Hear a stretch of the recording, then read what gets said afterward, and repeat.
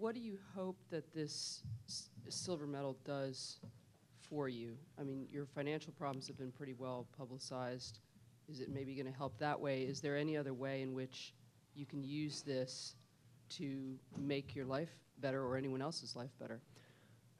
Yeah, it's definitely a tool that I want to use to help other people. You know, will the money come? Yeah, and that'll come from me being a hard worker and being stubborn and, you know, being a perfectionist. That's just the person I am.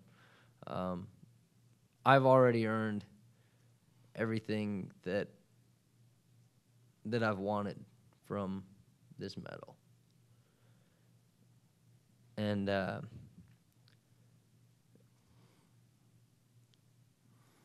excuse me.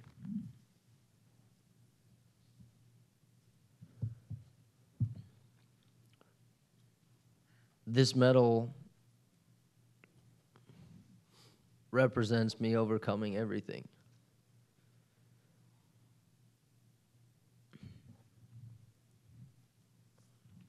It's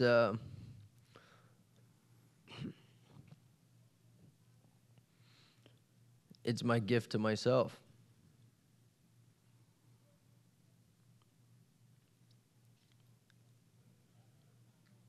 And I'm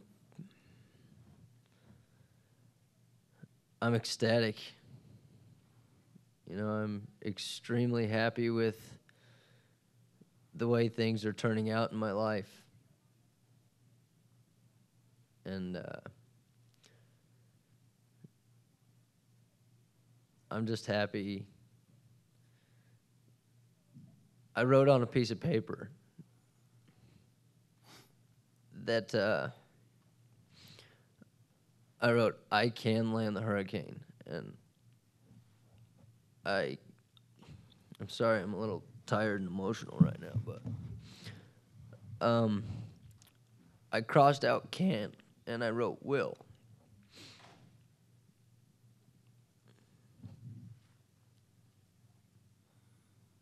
And I did it. You know, all that hard work, all that stubbornness, all that support that I've had for so many years has paid off. And these are tears of joy. And I haven't cried those in probably 15 years.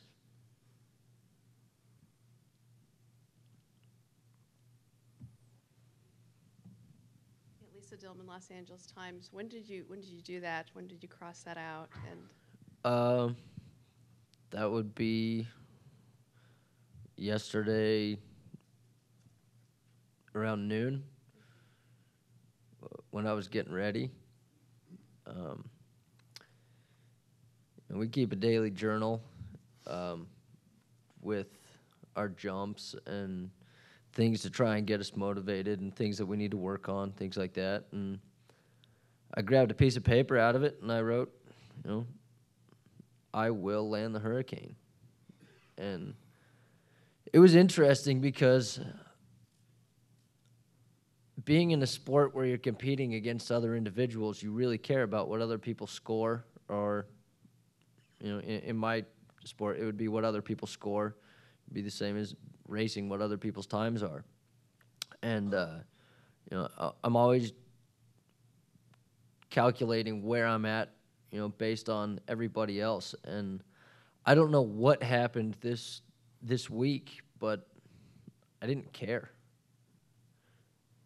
I didn't care what place I was in. I didn't care what bib number I had. I didn't care what score I got. I just went out there and I just said I'm going to have fun. And I'm going to do my best. And hell, I did both.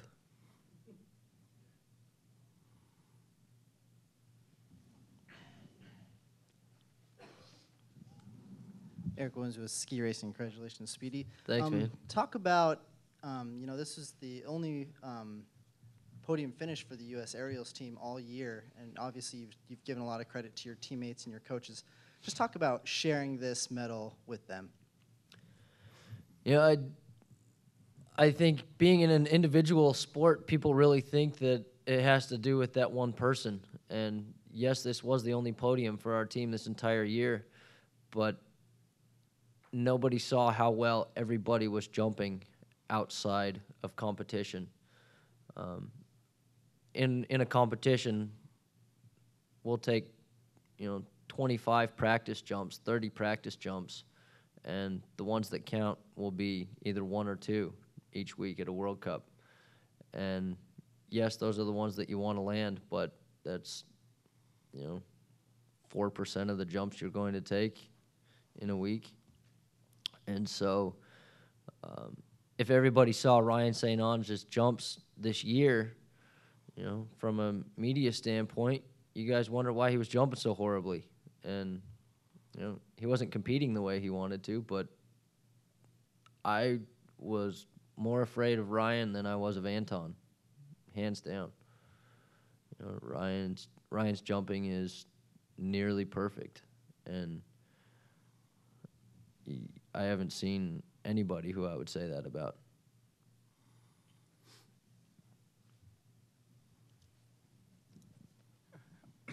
Hi, Jamie Aaron with the Associated Press. Sorry.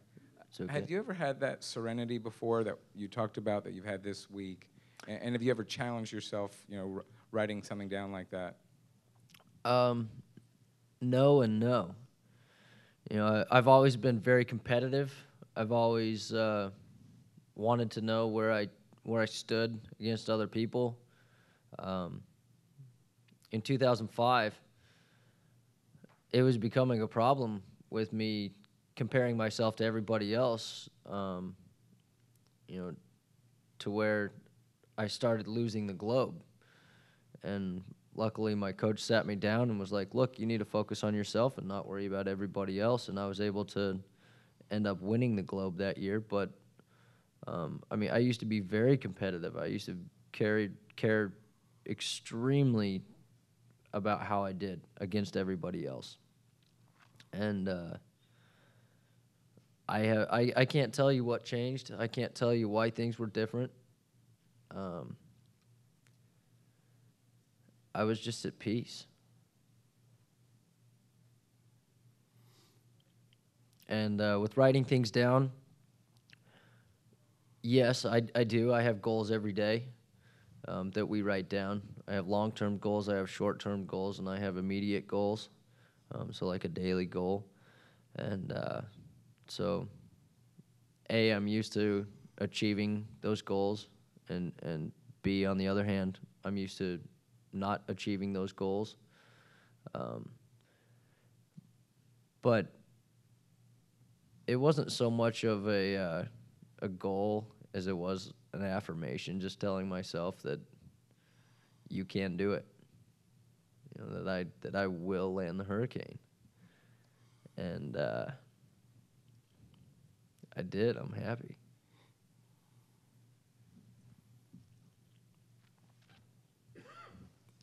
Okay. I have to ask the typical next question, which is, A, are you going to continue to compete? And B, are you going to start working on a different trick? I don't know that I'm ready for another Olympics. There's a lot of things in my life that I want to accomplish, and one of those is helping other people. I've always had this feeling that I was put on this earth to see how much crap somebody could go through and still come out on top. And I want to be able to help other people to overcome things that they've dealt with. And I have a huge soft spot for children in my heart, and so that's something that I want to be able to do outside of skiing.